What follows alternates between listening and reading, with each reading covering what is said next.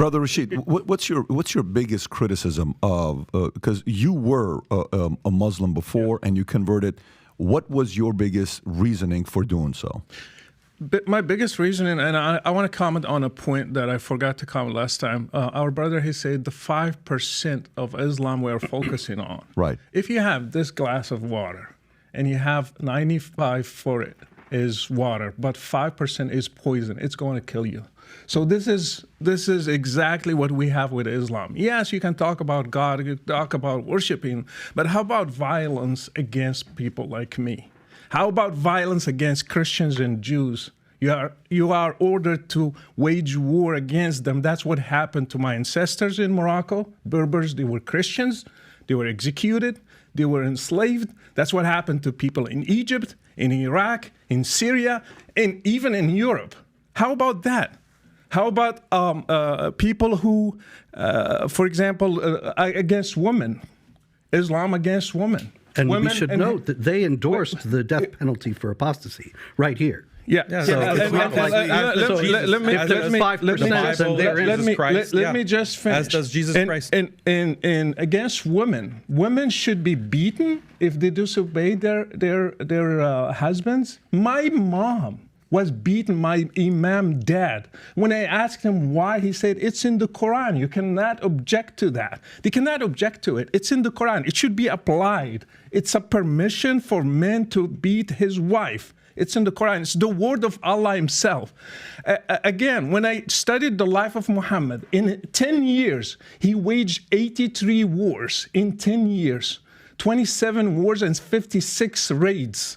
In 10 years. And you are going to teach me that Islam is peaceful? No, it's not peaceful. Are you going to give a Nobel Prize for somebody who waged 83 wars? No, you will not. And another thing, Muhammad is not a role model. Jesus is. Muhammad, he had many wives, 11 of them. One of them, she was 9 years old. He was 53. I am 50. I cannot marry a girl that has 9 years old. You cannot. That's abuse. And Muhammad did that. Can we do one issue at a time? Let me finish this. He raided a Jewish tribe. He killed the whole family of a newly bride called Safiya. And he took her as a wife the same time he was returning to Medina. Would you put that as a role model for me today in the 21st century? He had another wife called Rihanna. My daughter, her name is Rihanna. I named her specifically for that. He took a Jewish wife, Rihanna, and he did sex with her, not with her will. He did against their wills. All these ladies. Are you going to put him as a role model? You cannot compare Jesus with Muhammad. Jesus never killed a person. He never killed an apostate. He never waged a war. So he was a role model for me. That's why I loved Muhammad and I wanted to follow Jesus. They are going to keep trying, bring the Old Testament. Name one person that Jesus killed because he was an apostate. Judas, he gave him to the Jews and he never ordered his disciples to kill him. I have people who just criticized Muhammad once, and he ordered his disciples to go and kill him, even lying. His name is Ka'b ibn al-Ashraf. He's a Jewish guy. They killed him. They lied to him. They took him and they killed him.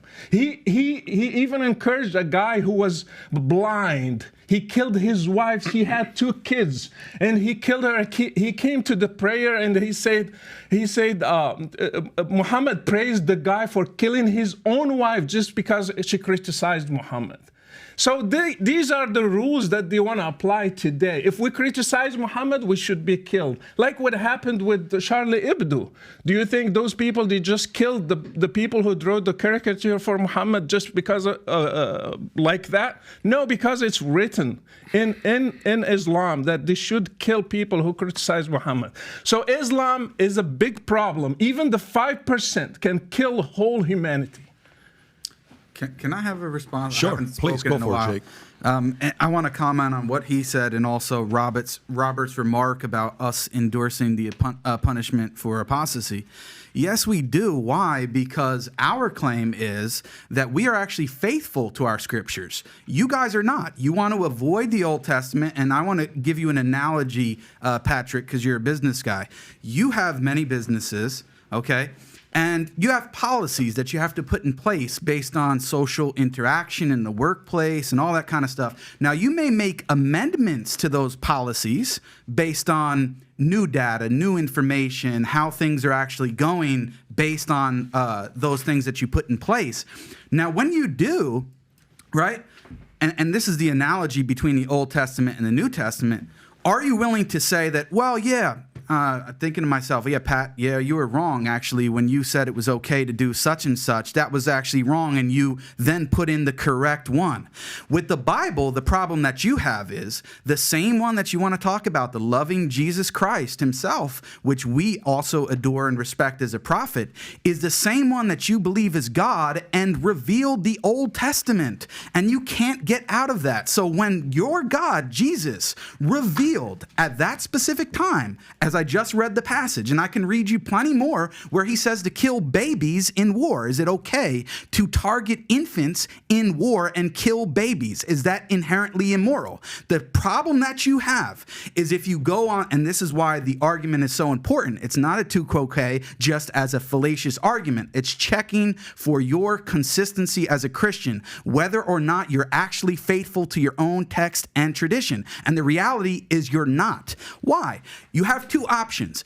If you condemn it as inherently immoral, then the whole Bible's gone. Because if you believe that those verses in the Bible were revealed by God, then you're saying that God is immoral. And on the other hand, if you say that it's not inherently immoral, but God changed the law at this time, then most of your arguments lose the force that they have against Islam, because you can no longer argue that it is inherently immoral to punish an apostate by death and all of the other things that you want to tack on. This is why it's so important. It's not a fallacious argument, and the reality is we want to stick to our text and our tradition, and for the most part, we would argue that the Christians have abandoned them in favor of secular, liberal, moral ideologies. Let me have Daniel respond, and then I'll come to you. Go for it.